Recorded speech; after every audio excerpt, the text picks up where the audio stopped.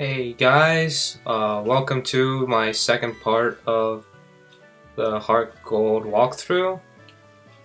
So, last time we got our first Pokemon, and now we're just gonna cover the first route and everything. So first off, we have to talk to our mom, otherwise some lady over there will stop us. We have to get our Poke gear from the repair shop or something. And this allows us to do a number of things. We can now register people, so we can call them. And that's pretty self-explanatory. You'll see when you open it up, if you actually have it.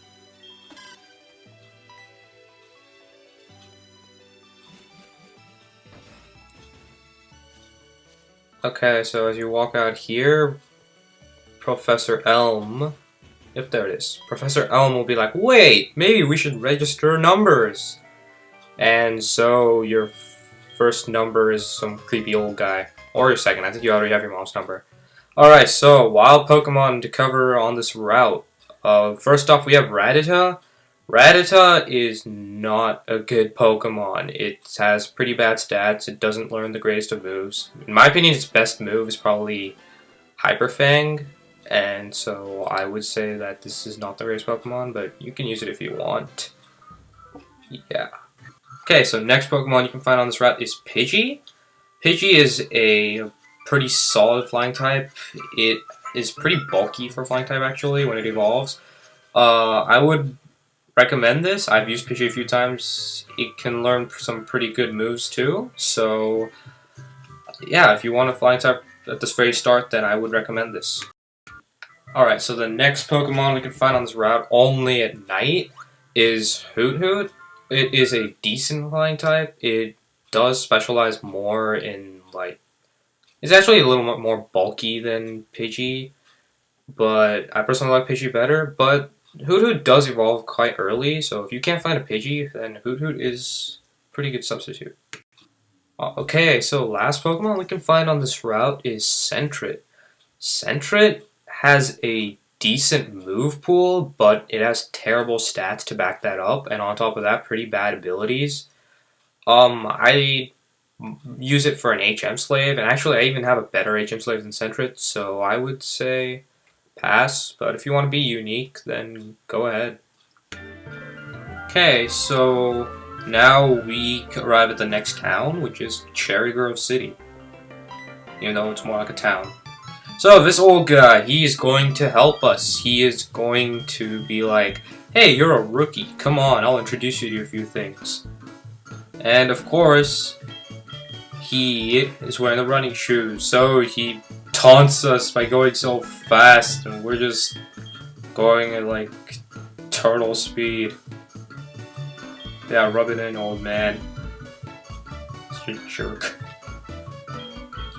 Okay, so he talks about the Pokemon Center and the Pokemart. So Pokemon Center, you can basically just...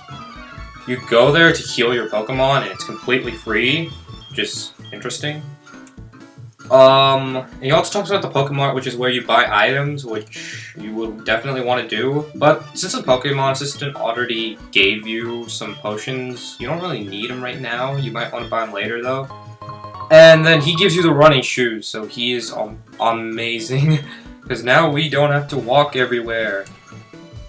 And so I am just going to heal up because I did some off-screen training. Yay, it's magically daytime. So I was recording this at different times. I underestimated my timings. I accidentally triggered this, but the old man, he'll come back and he'll give you a map card so you can see the map of Johto. Okay, so new Pokemon on this route include many bug types. So the first you can find is Caterpie. Caterpie, when it evolves, it has a really good move pool. Butterfree can learn quite a few moves, but doesn't have the great stats. So you could still get it. It's pretty good, but there are definitely better Pokemon out there. So moving on. You can also find Metapod, Caterpie's first evolution. If you want a Butterfree, then just catch a Caterpie, because if you catch a Metapod, the only move it'll know is Harden. Yeah, people love making jokes about that.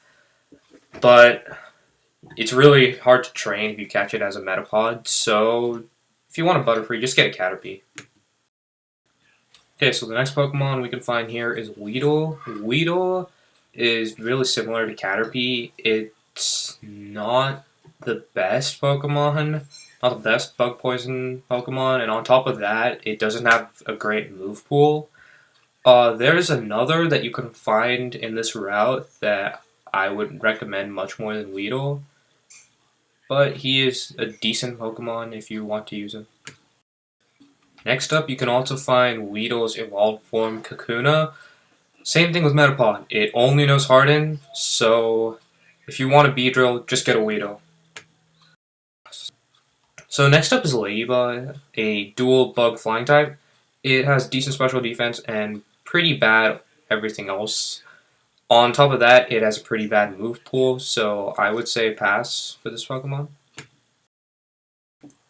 Finally, our last new Pokemon on this route is Spinarak.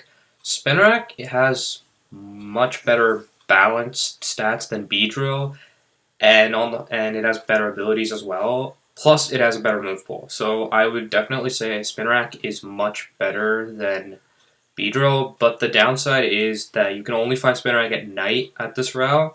So if you happen to be there and you want a bug and poison type, by all means, I would recommend this.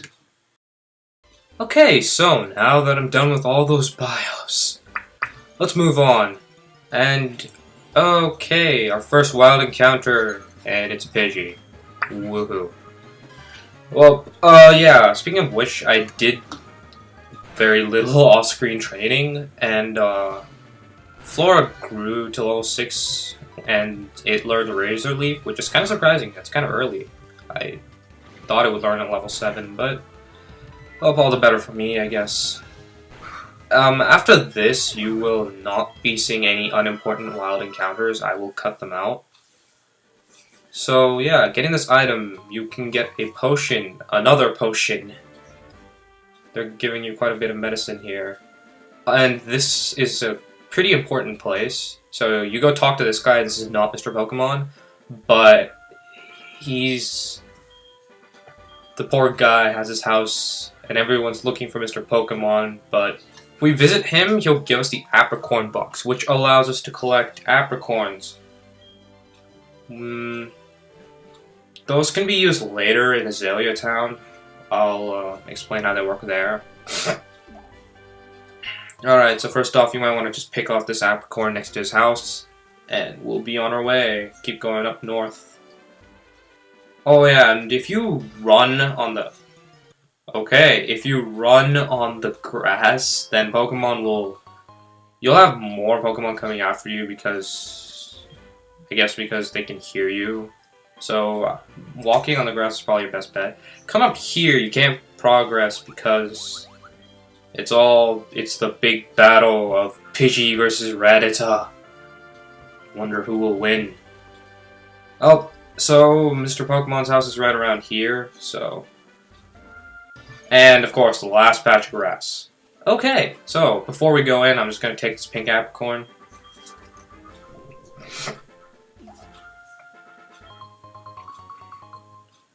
Yay, okay, now, let's finally go into Mr. Pokemon's house. And it's Mr. Pokemon! Yes, you must be gold. Yes, I am gold. And he gives you an egg. Excuse me, mystery egg. And apparently it's a rare egg. And we'll have to carry it around. Well, we'll just give it to Professor Elm. By the way, so if you've done some training, he'll just automatically heal your Pokemon, so it'll be at full health after this. And we get to meet Professor Oak, the guy at the beginning. And he's all like, hey, you got a rare Pokemon. Maybe I should give you something special because you have a Johto starter. And he will give you a pokedex. Wonderful. And that's about it. That's really all that happens here. This is just about where I'm gonna end the video. Yeah, he gives you your number, by the way, so you can call him if you want. This is just about where I'm going to end the video, but one last thing that happens is when we go outside, Professor Elm will give us a call. And he's like, oh no, something terrible happened, what should I do? So, on the next part, we will find out what happens. See you guys then.